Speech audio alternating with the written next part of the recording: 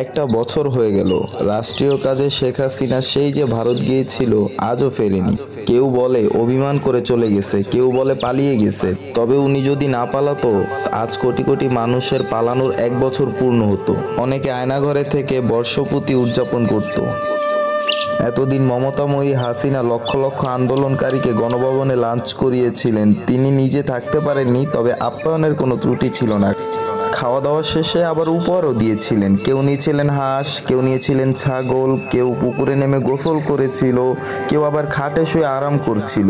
মা মুরগি পেছনের যেমন বাচ্চারা দৌড়ায়, হাসিনার পেছন পেছন তেমন বহু নেতাকর্মী দৌড়ে ভারতে আশ্রয় নিয়েছে। প্রবাসীরা সাধারণত দেশে টাকা পাঠায়, কিন্তু আওয়ামী প্রবাসীরা দেশ থেকে উল্টো টাকা নিয়ে গেছে।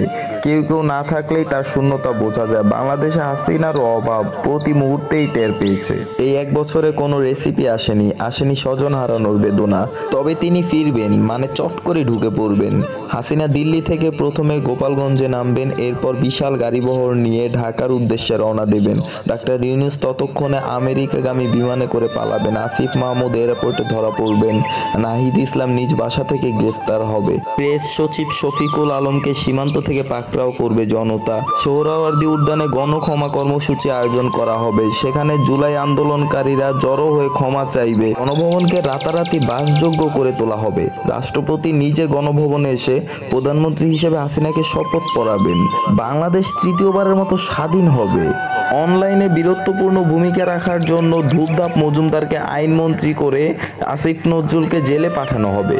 সর্বকনিষ্ঠ প্রধানমন্ত্রী হিসেবে শেখ হাসিনার নাতনি আমরিন খন্দকার সামন্তী শপথ পড়বেন। তাকে সংস্কৃতি বিষয়ে মন্ত্রণালয়ে দায়িত্ব দেয়া হবে। সেই আগস্টের কথা নিশ্চয়ই মনে আছে। শেখ হাসিনা বিদায়ের গোটা দেশ মাসব্যাপী অঝরে কেঁদেছিলেন, এমনকি আকাশও কেঁদেছিলেন। ফেনী নোয়াখালীতে শুরু হয়েছিল স্মরণকালের সবচেয়ে ভয়াবহ বন্যা।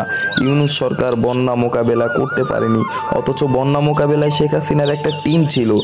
সেই টিমে ব্যারিস্টার সুমন, ফারাজ করিমরা দক্ষতার সাথে কাজ করে। ছাত্রলীগের কথা তো বলাই হয়নি। পৃথিবীতে এমন দুর্যোগের জন্মই হয়নি যে দুর্যোগ ছাত্রলীগ সামলানোর ক্ষমতা রাখে না। এদিকে শেখ হাসিনা ও তার সঙ্গীদের অনুপস্থিতিতে দেশ থেকে শিল্প সংস্কৃতি উঠে যাচ্ছে। এখন কেউ সংসদে গান গায় না, বঙ্গবন্ধুকে নিয়ে কবিতা, বই, রচনা লেখে না। অনেক সজীব অজেদ জয়কে আওয়ামী লীগের ভবিষ্যৎ মনে করে। ঠিকই তো আছে। রাজনীতি করতে হলে এরকম এক মুখে 100 কথা বলা লাগে। জয় এই কাজটা ঠিকই পারে। 5 আগস্টের পর প্রথমেই বলেছে শেখ হাসিনা আর রাজনীতি করবে না। এরপর বলেছে গণতান্ত্রিক পরিবেশ ফিরলে শেখ হাসিনা দেশে আসবেন। তারপর বলেছে শেখ হাসিনা পদত্যাগ করেননি, তিনি এখনো বাংলাদেশের প্রধানমন্ত্রী। ওই সময় জয়ের চোখ লাল থাকতো, দেশের জন্য অবিরাম কান্নার কারণে চোখ লাল হয়ে যেত। অথচ সমালোচকরা বলতো জয় লাল পানি খায়। না জেনে এসব বলা ঠিক না। জমজমের পানি ছাড়া জয় সাধারণ পানিও খায় না। তবে শেখ হাসিনা যদি না পালাতো, কিছু বিষয় কখনোই জানা হতো না। দেশবাসীরা জানতেই পারতো না রাকিবুল ইসলাম নামের একজন সেক্টর কমান্ডার আছে, যে 5 মিনিটে যাত্রাবাড়িকে স্বাধীন করে ছেড়েছে। এসব প্রবাসীরা ভিডিও না করলে সংসার সামলাতে পারে না। তারা তারেক রহমানকে দেখে শিখেছে ভিডিও কলে কিভাবে দেশ সামলাতে হয়। যাই হোক, অপেক্ষা শেকড় তেতো হলেও ফল মিষ্টি হয়। একদিন আওয়ামী লীগের অপেক্ষার অবসান ঘটবে। শেখ হাসিনা দেশে আসবে, বাংলাদেশ হাসবে। জয় বাংলা, জয় বঙ্গবন্ধু।